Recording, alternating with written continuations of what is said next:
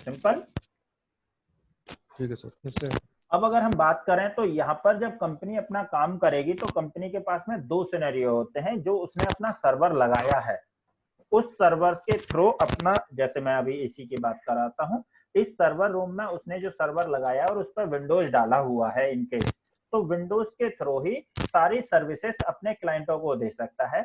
But अगर वो चाहता है कि भाई मैं चाहता हूं कि मेरे पास में ये जो एक सर्वर लगाया है मैंने सर्वर रूम में, मैं उसी एक सर्वर से ही, मेरे कुछ क्लाइंट है जिनको विंडोज चाहिए, कुछ क्लाइंट है जिनको लिनक्स चाहिए, कुछ क्लाइंट है जो अदर सर्विसेज चाहते हैं, तो मैं एक बार में एक सर्वर पर एक ऑपरेटिंग सिस्टम चला पा रहा था। सिंपल। तो अब कंपनियां क्या करती थी, अपने उस सर्वर को, वर्चुअलाइजेशन नाम की एक टेक्नोलॉजी होती है जो एक ही फिजिकल हार्डवेयर रिसोर्सेस को डिफरेंट पार्ट्स में डिवाइड करती है, यानी कि अलग अलग पार्ट में डिस्ट्रीब्यूट करके अपना मेन जो हार्डवेयर है उसको अलग अलग बंदों को दे सकती है। यानी वर्चुअलाइजेशन का थोड़ा सा कॉन्सेप्ट समझेंगे, क्योंकि क्लाउड जितना भी चलता है वो वर्चुअलाइजेशन टेक्नोलॉजी मेथड पर है। ओके। ठीक है। तो जो मैं वर्चुअलाइजेशन बात कर रहा था, तो वर्चुअलाइजेशन अगर मैं एक सिंपल सी वर्डिंग बोलूं तो virtualization is a process that allow to run multiple virtual machines on a single physical server.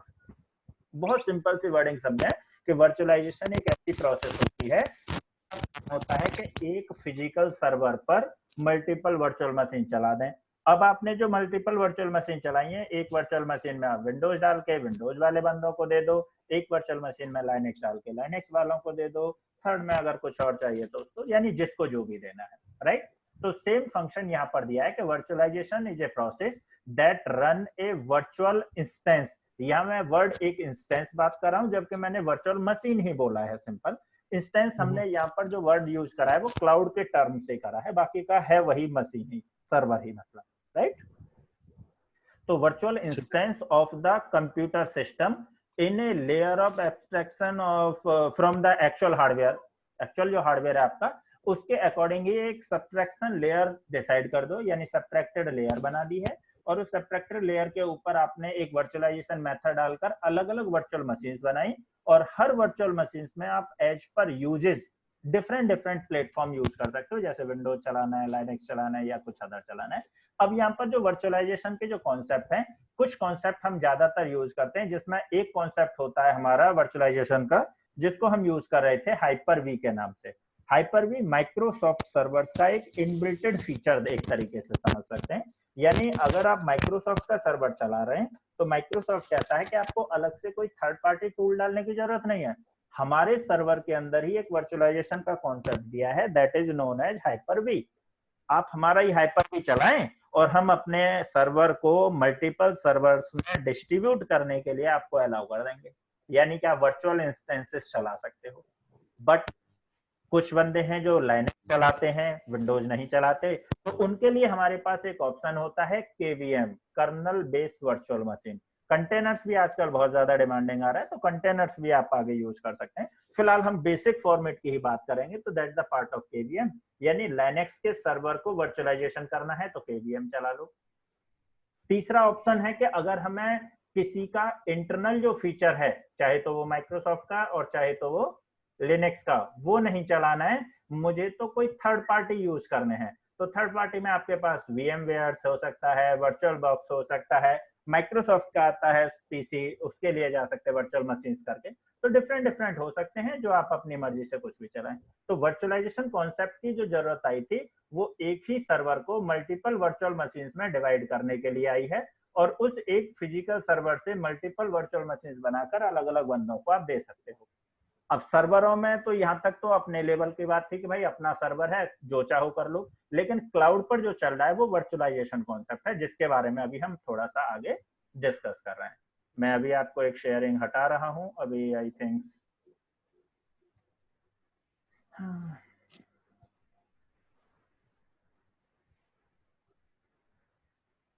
Sir अगर माइक्रोसॉफ्ट विंडोज का अगर सर्वर है, हेलो हाँ जी सर, अगर माइक्रोसॉफ्ट विंडोज का सर्वर है तो ये जरूरी है कि हम उस पर हाइपर वी ही यूज करें इनबिल्ट? नहीं, अगर हम इनबिल्टेड फीचर है, अगर हम VMware यूज करना चाहते हैं उस पर तो हम थर्ड कर सकते पार्टी हैं? है। VMware का आपको लाइसेंस अलग से लेना है, फिर आपको एज पर यूजेज, अगर फ्री वाला है VMware वर्क स्टेशन तो फ्री वाला चला। बट पॉसिबल है, हम कर सकते हैं हाँ हाँ हाँ, दैट द पार्ट ऑप्शनल। मैंने बताया दो चीजें हैं, एक होता है जिस कंपनी का आप चला रहे हैं उसी का इनबिल्टेड फीचर्स आप लगा सकते हैं। इनबिल्टेड फीचर के लिए अलग से कुछ चीज डालनी ही नहीं पड़ी, उसी के अंदर है वो चीज। एक रोल होता है हाइपरवाइजर का, हाइपर वी के नाम से, वो आप उसी के अंदर से डाल सकते हो, अलग से कुछ इंस्टॉल नहीं करना पड़ा। अगर आप VMware चलाते हैं तो VMware भी पॉसिबिलिटी है, बट VMware के लिए क्या होगा, आपको VMware परचेज करना होगा या VMware डाउनलोड करना होगा फ्री टायर वाला, आप उसके अकॉर्डिंग चलाएंगे। तो अगर फिर लाइनेक्स कोई एडवांटेज या डिसएडवांटेज की मतलब कंपनीज VMware क्यों प्रेफर करती हैं? VMware इसलिए क्योंकि एक लाइट वेट एप्लीकेशन है, API फॉर्मेट जो प्रोग्रामिंग चलती है ना एप्लीकेशन बेस्ड वाली, वो थोड़ा परफॉर्मेंस अच्छी देंगी। अगर आप हार्डवेयर सर्वर की बात करेंगे जो हाइपर वी वाला चलाएंगे, तो as per the Hyper V Windows के फीचर्स के साथ में लिंकअप होता है, तो वो थोड़ा सा हैवी रहेगा, लोड ज्यादा लेगा, यानी परफॉर्मेंस पर इम्पैक्ट डालेगा आपका मेन फंक्शन। ठीक है ना। अंकित की अभी एक क्वेरी आ रखी थी, आई थिंक या अंकित आपका है क्वेश्चन कि Hyper V is only for Windows, Windows की कंपैटिबिलिटी, विंडोज का ही फीचर है अगर हम सीखें। हाइपरवाइजर एक टर्मिनोलॉजी बोली जाती है, और हाइपरवाइजर जो है वो हाइपर वी एक टूल बनाकर माइक्रोसॉफ्ट ने डाल रखा है। हर चीज अपने अपनी कंपैटिबिलिटी के अकॉर्डिंग टूल्स रखती हैं, और वो सारी की सारी चीजें हाइपरवाइजर ही कही जाती हैं, यानी वर्चुअलाइजेशन ही कही जाती हैं। बट जो हाइपर वी वर्ड बोला गया है, हाइपर वी विंडोज के कंपैरिजन के लिए बोला, यानी VMware जो चलते हैं वो हमारे एज ए थर्ड पार्टी हैं, और हाइपर वी जो चल रहा है वो इनबिल्टेड फीचर है हमारा। इनबिल्ट फीचर है वो, ठीक है। हाँ जी, अलग से नहीं डालना पड़ता बस। ठीक है। बट सर वो हाइपर वी जो है विंडोज का, वो लिनक्स में भी कंपैटिबल है, राइट? वो डिपेंड है, देखो आप प्रोग्रामिंग वाला होता है, देखो सिंपल है, हाइपर भी नहीं बोला है उसको, उसको हाइपरवाइजर कहा जा रहा है। अब देखो हाइपरवाइजर एक हो गया टूल, सिंपल सा समझे, माइक्रोसॉफ्ट ने अगर यूज कराया उसका नाम रख लिया हाइपर वी। ठीक है, आप हाइपर वी के नाम से ही चाहे तो कन्वर्ट करके लाइनेक्स के लिए बनवा लो, या किसी और नाम से बनवा लो, यानी टर्मिनोलॉजी आपको वो यूज करनी है, बाकी नाम से कोई खास इंपैक्ट नहीं आ रहा है। ओके अंकित, क्लियर हुआ आपका?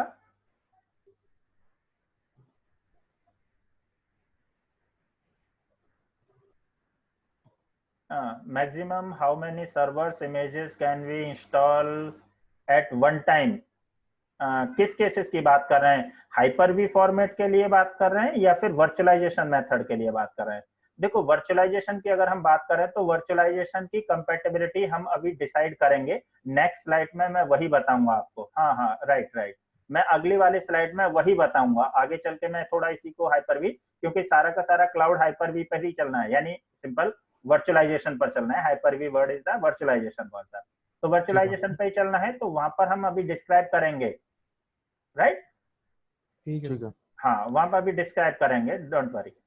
तो अभी तक का मेरा मेन कॉन्सेप्ट जो था वो सिर्फ ये बताना था कि वर्चुअलाइजेशन एक टेक्नोलॉजी यूज करो जिसका मतलब है कि एक सर्वर को आप डिफरेंट डिफरेंट पार्ट्स में डिस्ट्रीब्यूट कर सकते हो, डिस्ट्रीब्यूट इन द सेंस अलग अलग वर्चुअल मशीन्स बना सकते हो, राइट?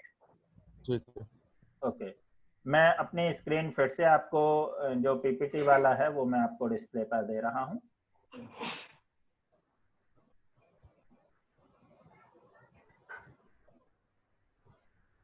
तो वर्चुअलाइजेशन का कॉन्सेप्ट अभी हम समझ रहे थे। तो वर्चुअलाइजेशन सिंपल सा मेथड है कि एक फिजिकल सर्वर पर मल्टीपल वर्चुअल मशीन अगर चलानी है तो आपको हाइपर विजन यानी कोई भी टूल हो सकता है, वो चाहे हाइपर वी का हो, चाहे वो KVM का हो, चाहे वो VMware का हो, चाहे वो वर्चुअलबॉक्स का, हाइपरवाइजर का कोई एक टूल डालो और आप उसको चला लो। बट अगर हम बात करते हैं हाइपरवाइजर जैसे हम यूज कर रहे हैं, यानी वर्चुअलाइजेशन हम जैसे यूज कर रहे हैं, तो उस वर्चुअलाइजेशन का जो कॉन्सेप्ट काम करेगा कैसे आएगा, अब थोड़ा सा यहाँ आप समझेंगे। जो अभी एक अंकित का क्वेरी था कि कितने वर्चुअल मशीन चला सकते हैं, उसको भी यहाँ पर डिस्क्राइब कर रहे हैं। और हाइपर वी को लैन टर्मिनोलॉजी में मैंने यहाँ वर्ड दिया है VT, virtualization technology, not a hyper V से related, not a KVM, not a VMware, कोई वर्ड नहीं बोला है। VT मतलब बोला गया वर्चुअलाइजेशन टेक्नोलॉजी। ये वर्चुअलाइजेशन टेक्नोलॉजी जो होगी वो इस सर्वर की कंपैटिबिलिटी पर डिपेंड करेगी। अगर मैंने विंडोज डाला है तो हाइपर वी डाल लो, या VMware डाल लो, चाहे वर्चुअलबॉक्स डाल लो। लाइनेक्स डाला है तो आप चाहे KVM डाल लो, चाहे VMware डाल लो, चाहे वर्चुअलबॉक्स डाल लो, राइट? ये डिपेंड है इस पे क्या है आपका, उसके कंपैरिजन के अकॉर्डिंग आप उसे यूज कर सकते हैं। ओके ओके तो अब यहाँ पर जो हम सर्वर की बात कर रहे हैं, मेरे पास एक सर्वर है, इस सर्वर पर मेरा जो हार्डवेयर रिसोर्सेस है, थोड़ा सा ध्यान रखेंगे, दैट डिपेंड्स कि अब कितनी वर्चुअल मशीन चला सकता हूं उसकी कंपैटिबिलिटी है। जो मेरा सर्वर है उस सर्वर पर मेरे पास में 4 प्रोसेसर के साथ में 32 जीबी रैम है। सिंपल सा है, जो मैंने अपना सर्वर लिया है उसमें 4 प्रोसेसर है और 32 जीबी रैम है। उस 4 प्रोसेसर और 32 जीबी रैम के साथ में अगर मेरे को यूज करना है तो अब पहला ऑप्शन तो ये बनता है कि मैं अपना सर्वर किस लेवल के लिए कितना डिसाइड करना चाहता हूं, वो पहले मुझे अपने अकॉर्डिंग डिफाइन करना है। जैसे मैं चाहता हूं कि भाई मेरे को एक लाइनेक्स का वर्चुअल मशीन बनाना है, यानी लाइनेक्स का सर्वर चाहिए जो इसी से चलेगा, एक विंडोज का सर्वर चाहिए जो इसी से चलेगा, एक मेरा डीबी सर्वर चाहिए, डेटाबेस चलाना है मुझे तो उससे भी इसी से चलेगा, यानी अलग अलग हो सकते हैं। तो अगर मैं बात करता हूं फिलहाल के केसेस में कि अगर मैं सर्वर को लाइनेक्स चलाना है तो लाइनेक्स वाले वर्चुअल मशीन में मुझे एक प्रोसेसर और 4 जीबी रैम ही एनफ है। एग्जांपल माना कि एक प्रोसेसर और 4 जीबी रैम एनफ है, लेकिन जो मेरा विंडोज वाला है उसमें मेरे को चाहिए एक प्रोसेसर के साथ में 16 जीबी रैम। तो मैं यहाँ दूंगा एक VMware, एक प्रोसेसर यानी एक वर्चुअल प्रोसेसर के साथ, एक के साथ 4 जीबी, और यहाँ दूंगा एक के साथ में 16 जीबी। ये हमारे मेन हार्डवेयर रिसोर्सेज को डिस्ट्रीब्यूट कर रहे हैं, जो 64 जीबी रैम पर और 4 प्रोसेसर पर सर्वर था उसके अलग अलग पार्ट बना रहे हैं, लेकिन मैक्सिमम हम उतना ही यूज कर सकते हैं जितना फिजिकल है। उसके अलावा मेरा तीसरा एक डीबी वाला है, उसके लिए मैंने एक सर्वर के लिए एक वर्चुअल प्रोसेसर दिया और उस वर्चुअल प्रोसेसर में मैंने 4 जीबी रैम दी या 8 जीबी रैम दी। ठीक है, तो ये हमारे पास में डिफरेंट डिफरेंट ऑप्शंस हो सकते हैं। और जो रेस्ट ऑफ बच गया, एक प्रोसेसर और 8 जीबी रैम या जो भी रेस्ट ऑफ बची, वो इसके मेन ओएस को चलाने के लिए भी चाहिए। ठीक है, अब मेरे पास 4 मशीनें होंगी, एक फिजिकल ये चलेगी, अगर ये फिजिकल बंद हो गई तो ये तीनों अपने आप बंद हो जाएंगी। तो ये फिजिकल चलाना है तो एक प्रोसेसर के साथ तो इसको दे दिया और 3 प्रोसेसर इनको दे दिए, तो यानी जो हार्डवेयर था टोटल 4 प्रोसेसर में, वो चारों के चारों मेरे यूज हो गए। ठीक है, अब इसी से अपनी ही कंपनी का सर्वर और अपने ही कंपनी के एम्प्लॉइयों के साथ में शेयर कर रहा हूं, नॉट टू अदर ऑल। ध्यान रखेंगे, कंपनी का मेरा ही सर्वर है और जो मेरे ही क्लाइंटों को यूज करा जा रहा है। ठीक है, तो मैं अभी के केसेस में अपने एक सर्वर को 4 सर्वरों की तरह डिसाइड करके चलाया, जो एक फिजिकल सर्वर खुद के लिए हो गया और 3 वर्चुअल मशीन के लिए हो गया। ठीक है, तो मेरा सर्वर चलना शुरू हो गया। अब बात करते हैं कि अगर मैं यहाँ से लैन वीटी को थोड़ा सा चेंज कर दूं, कंपनी सिनेरियो की बात करें, अब अभी तक तो एक कंपनी की बात होती है तो एक सिनेरियो चलता है। अब बात करते हैं कि अगर मैं कंपनी की बात करूं तो कंपनी का जो अभी तक सिनेरियो था वो ये था, जो अभी लास्ट स्लाइड थी हमारी, वो कह रहा था कि मेरा सर्वर रूम है, जिस सर्वर को मैंने 4 वर्चुअल सर्वरों में डिवाइड करा है। उसके अलावा ये क्लाइंट एरिया है, जहाँ कुछ क्लाइंट मेरे विंडोज के, कुछ लाइनेक्स के, कुछ अदर है। सिंपल। ठीक है। बट अब कंपनी कहती है कि भाई मेरा जो बिजनेस है वो चल रहा है अच्छा खासा, अब मैं चाहता हूं कि भाई मेरे कुछ दूसरी लोकेशनों पर ब्रांच ऑफिसेस खोलने हैं मुझे। अब दूसरी लोकेशन पर ब्रांच ऑफिस खोलने, एग्जांपल मान लेता हूं, ये मेरा जो मेन बिजनेस है वो दिल्ली में चल रहा है। ठीक है, दिल्ली में अपना एक बिल्डिंग लेके मैंने एक सर्वर रूम बना के अपने क्लाइंट एरिया बना के सारा चल रहा था। अब इस कंपनी का बिजनेस थोड़ा बड़ा, ये चाहता है कि भाई मुझे एक ऑफिस बेंगलोर में खोलना है, that is my branch office, BO। ये मेरा ब्रांच ऑफिस है जो मुझे बेंगलुरु में खोलना है। तो अगर बेंगलुरु में खोलना है तो बेंगलुरु में भी मुझे पूरा सेटअप लगेगा, तो वहां पे अपना क्लाइंट एरिया, वहां पर अपना सर्वर रूम, ताकि वो यहाँ पर काम कर सके। ठीक है। अगर वो दूसरी लोकेशन है जैसे मुंबई भी यूज करना चाहता है तो एक ऑफिस मुझे, ब्रांच ऑफिस मुंबई में खोलना पड़ेगा, जहां पर एक सर्वर रूम, बाकी क्लाइंट ऑफिस। सिंपल, यानी ऐसा समझें कि जो मेरा सेटअप यहाँ काम करने में लग रहा था, अगर मुझे अपना बिजनेस दूसरी जगह भी चलाना है, यानी सेम काम दूसरी जगह करना है, तो सेम सेटअप मुझे चाहिए। अगर वो ऐसा चलाते हैं तो अब 2 कंडीशन बनती हैं। एक तो कंपनी कहती है कि हम अपना ही ऑफिस खोल लेते हैं, यानी कंपनी के खुद के अपने ऑफिसेस होते हैं, दूसरा एक तरीका ये होता है कि कंपनी चाहती है कि हम कोई पार्टनर कंपनीज ले लेते हैं और वो हमारी फ्रेंचाइजी लेकर बेंगलुरु में अपना ऑफिस चला ले। ठीक है, जैसे एग्जांपल माने एक डेल कंपनी है, डेल कंपनी क्या करती है, अपना एक ऑफिस खोल के रखी है। डेल ने अपने अलग अलग जगह पर सपोर्ट सेंटर्स यानी कि उनके एक आउटलेट्स खोल रखे हैं कि वहां पर आप जाएं, अपने डेल से रिलेटेड क्वेरी, प्रोडक्ट्स या जो भी है वो सारा ले सकते हैं। अब वो कुछ तो होते हैं डेल के ही अपनी खुद ब्रांच और कुछ होती है डेल की फ्रेंचाइजी। Okay right. तो जो फ्रेंचाइजी वाला बंदा है, सिंपल मेथड समझें, जो फ्रेंचाइजी वाला बंदा है, ऐसा समझ लेते हैं कि कंपनी अपना बिजनेस तो बढ़ाना चाहती है पर कंपनी का बजट नहीं है कि इन जगह पर भी अपने ऑफिस यानी ब्रांच ऑफिस खोले। तो ये क्या करती है, ये कुछ इन्वेस्टर ढूंढ रही है, यानी कुछ बंदे खोज रही है कि भाई हमारे साथ में आप इन्वेस्ट कर लो और हमारी कंपनी का नाम लेकर और अपना बिजनेस करो, कुछ प्रॉफिट आपका कुछ हमारा। ठीक है। तो अब जब ये बंदा ब्रांच ऑफिस खोलेगा, यानी कि वो बंदा जो इसका एज ए फ्रेंचाइजी लेगा, उस बंदे को ये सेटअप लगाना है। अब जो यहाँ का बंदा सेटअप लगा रहा है उसके माइंड में दो चीजें आई। पहला तो आया कि चलो बिजनेस अच्छा है, चल गया तो जितना मैं इन्वेस्ट कर रहा हूँ वो पैसा तो निकाल ही लूंगा, कुछ प्रॉफिट भी होगा। दूसरा उसके माइंड में कि अगर बिजनेस नहीं चला, महीने 2 महीने 4 महीने में अगर बिजनेस बंद करना पड़ गया, तो जो मैंने हार्डवेयर खरीदे हैं, यानी सर्वर रूम के लिए सर्वर्स हो गया, राउटर्स हो गया, फायरवॉल हो गई, एसी हो गया, पावर बैकअप हो गया, क्लाइंट एरिया के लिए हो गया, यानी सारा सेटअप एक तरीके से, तो जितनी कॉस्ट में मैंने खरीदा उतने में तो वो वापस हो नहीं पाएगा, तो मुझे लॉस। राइट। तो इस बंदे ने, यानी कि ये जो बंदा है, अब ये चाहता है कि भाई ऐसा करता हूं, कंपनी के साथ कुछ डीलिंग कर रहा हूं मैं। कंपनी के साथ क्या डीलिंग करी, उसने कहा देखो क्लाइंट एरिया तो चाहिए क्योंकि बंदों को काम कराना है, लेकिन सर्वर रूम का जो मेरा सेटअप है वो जरूरी नहीं कि मैं लगाऊं। आप ऐसा करो, आपका जो सर्वर रूम बना हुआ है इसका पूरा का पूरा अगर यूटिलाइजेशन नहीं कर रहे हो और आपका हार्डवेयर रिसोर्सेज बचता है, तो आप ऐसा करो, कुछ टाइम के लिए अपने हार्डवेयर रिसोर्स पे से एक वर्चुअल मशीन बनाओ और मेरे क्लाइंटों की कनेक्टिविटी के लिए दे दो। यानी मैं अपना सर्वर रूम नहीं लगाऊंगा, सर्वर रूम में आपका यूज करूंगा और क्लाइंट एंड में अपना चलाऊंगा, तो मेरा काम चलना लगेगा और जब काम चलना लगेगा तो मैं अपना कुछ दिनों के बाद अपना सेटअप तैयार कर लूंगा।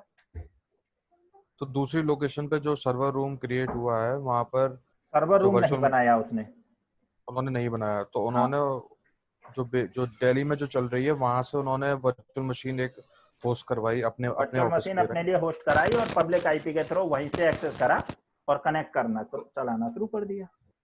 यानी तो कि दूसरी जो लोकेशन, अभी लैंड टू लैंड चल रहा था, अब वो लैंड टू लैंड नहीं, इनके क्लाइंटों का डेटा एक तरीके से यहाँ जा रहा है। ठीक है, ये डायरेक्ट उस सर्वर से कोऑर्डिनेट कर रहे हैं। उस सर्वर से चला रहे हैं। ठीक है। कंपनी को अपना बिजनेस बढ़ाना था तो कंपनी ने बात मान ली, उसने कहा ठीक है चलो हम सपोर्ट कर देते हैं आपको। ठीक है, तो अंकित का एक क्वेश्चन है, ये मेरा भी है सेम, कि क्लाइंट एरिया जो दूसरे एरिया का है और जो सर्वर रूम हमारा बेस एरिया, ये दोनों कम्युनिकेट कैसे करेंगे? इंटरनेट के थ्रू। ओके, इंटरनेट है ना, वो वैन टेक्नोलॉजी वाला काम हो गया ना यहाँ से। ठीक है, ये पब्लिक आईपी शेयर कर दी है। तक लैन में चला रहा था, उसने कहा कि भाई मेरे ठीक है, सेटअप नहीं है, वैन से उठा लो। राइट, ठीक है, पब्लिक आईपी शेयर कर दी ना सर। पब्लिक आईपी, बिल्कुल बिल्कुल पब्लिक आईपी वाला काम है भाई। वर्चुअल मशीन है, वर्चुअल मशीन का रिमोट डेस्कटॉप उठाओ और अपने बैठकर काम करो या अपना डेटा रखो, जो करना है। ठीक है, पहले लैन टोपोलॉजी हाँ, यूज हो पहले रही लैन चल रहा था, वैन पे कन्वर्ट मार रहे हैं। ठीक है, got it sir, got it. ने तो कह क्या काम, अब इसने कहा कि भाई मुझे बेंगलुरु के अलावा मुझे मुंबई में भी ब्रांच खोलनी है, तो मुंबई वाला बंदा भी यही सोच रहा है कि भाई सर्वर रूम मुझे कंपनी ही दे दे। इसने भी कंपनी से कहा तो कंपनी बोले कि भाई देखो हमारा जो हार्डवेयर रिसोर्सेस जितना था यहाँ सर्वर के कंपनी वाले में, दिल्ली वाली ब्रांच में, उसने कहा कि देखो भाई हमारा तो हार्डवेयर रिसोर्सेस सारा फुल है, हमारे पास अब है नहीं कि हम आपको दे सकें। अब आपके पास दो ऑप्शन है, या तो आप अपना लगा लो, पहला ऑप्शन, और दूसरा ऑप्शन है कि अगर हमारे अलावा कोई और शेयर कर रहा हो आपके साथ, यानी कोई और बंदा हो जो आपको अपना हार्डवेयर रिसोर्सेज देता हो या दे सकता है, आप उससे ले लो और फिर हमारे साथ काम कर लो, हमें इससे कोई ऑब्जेक्शन नहीं है कि आप हमसे ही प्रोडक्ट भी दो। ठीक है। तो अब इसने तो इससे चला गया था, लेकिन बहुत सारे ब्रांचेज ऐसी होती हैं जिनको ये वाली कंपनी प्रोवाइड नहीं कर सकती, तो इन बंदों ने क्या करा, अब कुछ ऐसे रिसोर्सेस प्रोवाइड करने वाले कंपनियां खोजना शुरू करा कि जो अपना सर्वर रूम सेटअप हमारे साथ शेयर कर ले। ठीक है। अब वो जब रिसोर्सेस शेयर करना शुरू करा, तो अब यहाँ पर बहुत सारे जो बंदे ये सर्वर रूम के लिए खोज रहे हैं, अब यहाँ पर कुछ लोगों को आइडिया आया कि यार बहुत सारे बंदे हैं जो सर्वर रूम खोजते रहते हैं, ऐसा करते हैं एक सर्वर रूम का सेटअप बना लेते हैं। हमारी कोई कंपनी नहीं है, हम क्या करेंगे, सिर्फ सर्वर रूम खड़ा करेंगे और जिसको चाहिए हम उसे रेंट पर देंगे। तो एक नई कंपनी बनी है जो ना तो इस कंपनी की बात कर रहे हैं और ना ही इन दोनों ब्रांच की। फॉर एग्जाम्पल ये डेल कंपनी थी, डेल की ही ये दो ब्रांच थी, तो एक नेटकॉम या कोई भी एक अलग कंपनी बनाई किसी ने, जो थर्ड बंदा है हमारे लिए। अब वो कह रहा है कि भाई हम सर्वर देंगे, लेकिन उसके पास अपने क्लाइंट तो है नहीं, तो उसने क्या करा, सिर्फ सर्वर इसको और जो भी मांगने आएंगे उनको देगा कि भाई आप हमारे सर्वर ले लो और अपनी कंपनियों के साथ काम कर लो। तो जो ऐसे सर्वर देते हैं, ऐसे बंदों को हम डेटा सेंटर कहेंगे। अब ओके। जो बंदे अपने हार्डवेयर रिसोर्सेज किसी दूसरे के साथ शेयर करते हैं, वो बंदे हमारे लिए डेटा सेंटर हैं, डीसी। ठीक है। ठीक, जिनको डेटा सेंटर कहा गया है, उन डेटा सेंटरों पर से आप कोई भी ले सकता है। अब वो चीज हम इंप्लीमेंट करेंगे क्लाउडिंग के साथ में। अभी तक तो ये कंपनी का सिनेरियो था, क्लाउड के सिनेरियो में आगे समझेंगे कि जो डेटा सेंटर वाला काम है वो आना शुरू होगा अब। ठीक है, ठीक है। थोड़ा सा क्लाउडिंग का इंट्रोडक्शन कर लेते हैं। हम नॉर्मली समझें तो क्लाउड कंप्यूटिंग क्या है, बहुत सिंपल से वर्डों में समझें तो क्लाउड कंप्यूटिंग एक ऐसी टर्मिनोलॉजी मेथड है जो किसी डिफरेंट लोकेशन पर रखे हुए हार्डवेयर रिसोर्सेस का, चाहे वो स्टोरेज से रिलेटेड है, चाहे वो वर्चुअल सर्वर से रिलेटेड है, या किसी भी टाइप के रिसोर्सेस है, उनका आप यूज कर सकते हो over the internet, like as a remote server. Okay, right sir. Cloud computing एक ऐसा कॉन्सेप्ट है जो डिफरेंट लोकेशन पर रखे हुए हार्डवेयर रिसोर्सेज का ओवर द इंटरनेट आप यूज कर सकते हैं। जैसे अभी मैं बात कर रहा था, एक डेटा सेंटर है जो किसी दूसरी लोकेशन में है। फॉर एग्जांपल इंडिया वाले कहते हैं भाई हमारे पास इतनी कंपैटिबिलिटी नहीं है और ना ही हमारी रिक्वायरमेंट है कि हम डेटा सेंटर लगाएं, तो यूएस वालों ने एक डेटा सेंटर बनाया था और यूएस वालों ने कहा कि भाई इंडिया वाले भी हमसे ले सकते हैं, यूएस वाले भी ले सकते हैं, अलग अलग कंट्री का कोई भी ले। तो हमारे पास में डेटा, हाँ सर डेटा सेंटर में डेटा स्टोर रहेगा which we can access over the internet, right? Over the internet, हमें ओवर द इंटरनेट उसको एक्सेस करने का राइट मिलेगा। तो मेनली फॉर्मेट जो क्लाउड कंप्यूटिंग का है वो है कि क्लाउड कंप्यूटिंग एक ऐसी टर्मिनोलॉजी है जो डिफरेंट लोकेशन के डेटा सेंटर को ओवर द इंटरनेट एक्सेस कराएगी, राइट? अब यही जो डेटा सेंटर्स की बात कर रहे हैं, ये हमारी कंट्री में हो सकता है, हमारी आउट ऑफ कंट्री हो सकता है, या फिर किसी भी लोकेशन में हो सकता है। बस हमें जो कनेक्टिविटी है वो इंटरनेट की कनेक्टिविटी पर है। एग्जाम्पल अभी हम उसी का समझेंगे। जैसे कि यहाँ पर अगर हम बात करते हैं कि क्लाउड कंप्यूटिंग के जो मेथड है वो 3 टाइप के क्लाउड कंप्यूटिंग है। पहली वाली क्लाउड कंप्यूटिंग की बात करें तो टाइप्स ऑफ क्लाउड कंप्यूटिंग में एक होता है प्राइवेट क्लाउड। प्राइवेट क्लाउड का मतलब होता है, जैसे कि अभी मैंने एक एग्जांपल बताया, वर्चुअलाइजेशन टेक्नोलॉजी तो हमने यूज करी थी यहाँ पर, राइट? तो वर्चुअलाइजेशन टेक्नोलॉजी में मैंने बताया कि एक कंपनी है ये पूरी की पूरी, जो LAN/VT फॉर्मेट हमने समझा था उसी में। तो ये कंपनी थी, इस कंपनी ने अपना एक सर्वर रूम सेटअप बना रखा था, राइट? ठीक है, राइट। उस सर्वर रूम सेटअप के थ्रू ही उसने 3 तरीके से ये वर्चुअल मशीन्स बना के अपने रिसोर्सेज दिए। ओके, तो एक वर्चुअल मशीन से उसने लाइनक्स को दिया, एक वर्चुअल मशीन से उसने विंडोज को दिया, एक वर्चुअल मशीन से उसने डीबी दिया।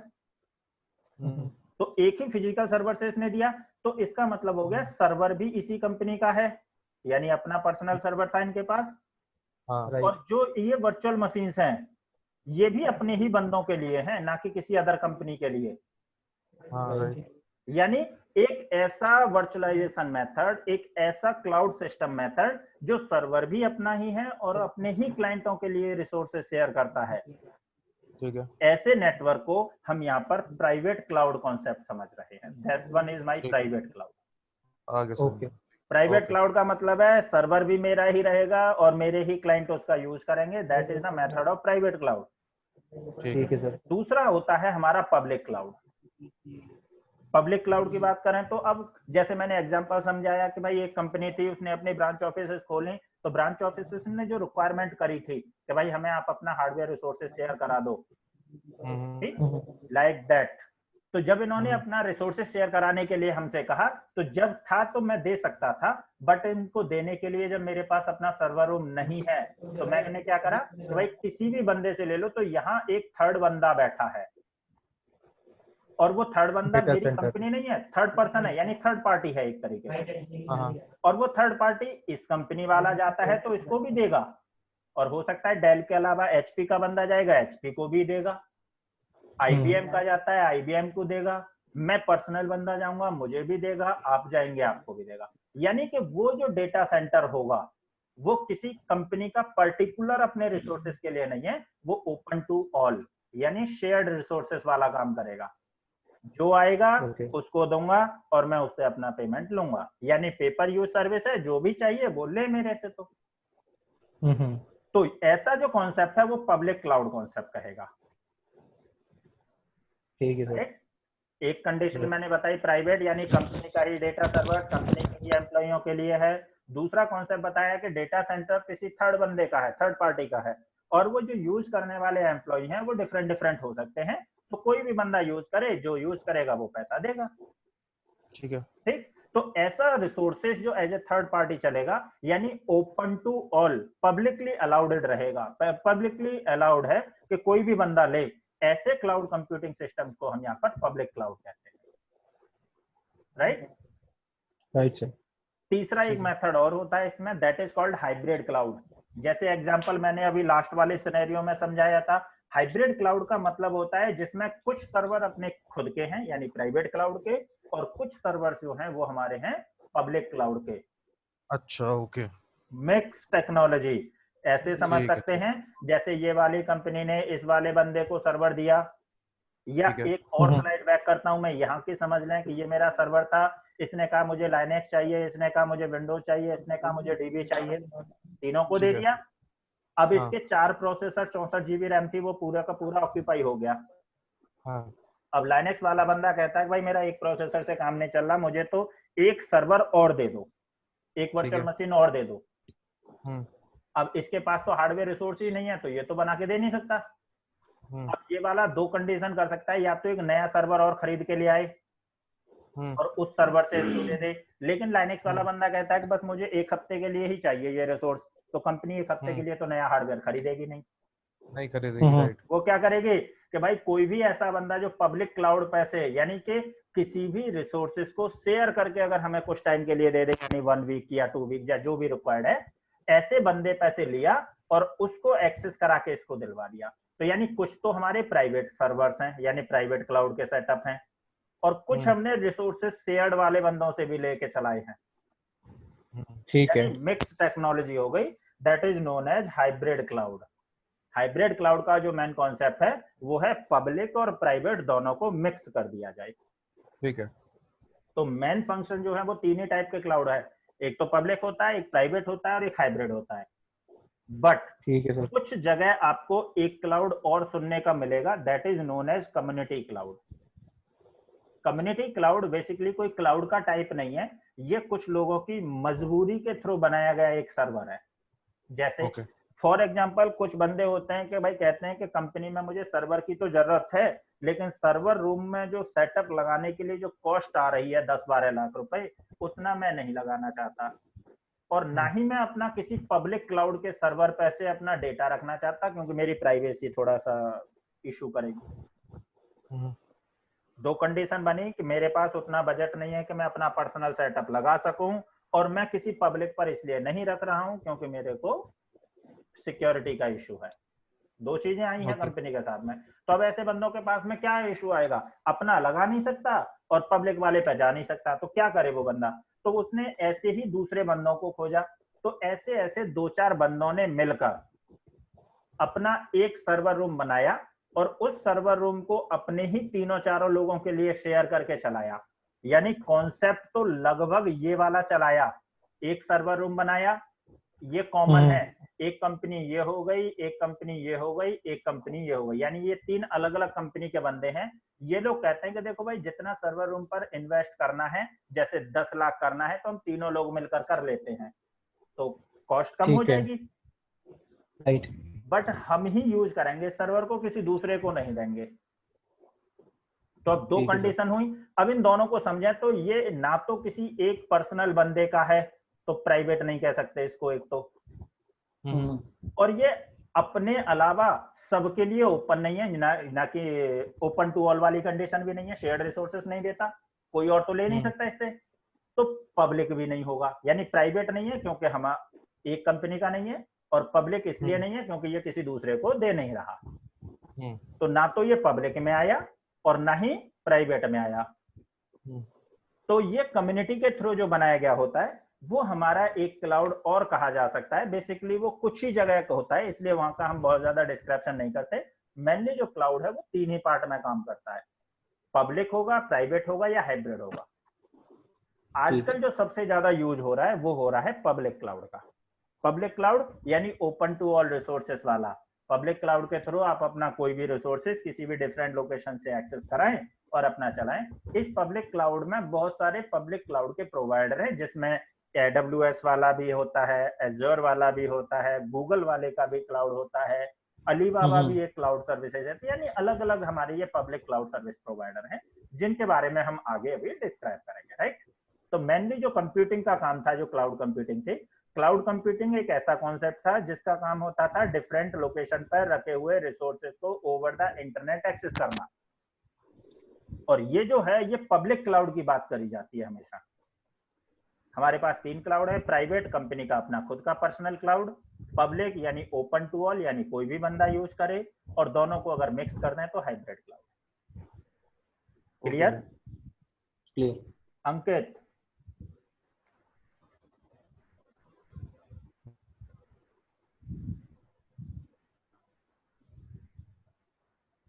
जस्ट ए मिनट में अंकित को एक बार थोड़ा मैसेज ले लेता हूँ, उसका वॉइस नहीं आती है ना। अंकित ने रिप्लाई किया है सर कि क्लियर है बट वन क्वेश्चन। हाँ, क्वेश्चन बोलें।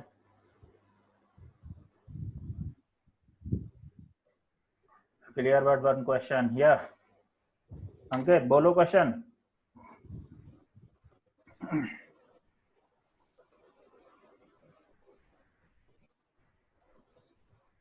ये जो डेटा सेंटर हैं, यस बोलो डेटा सेंटर्स पे क्या है?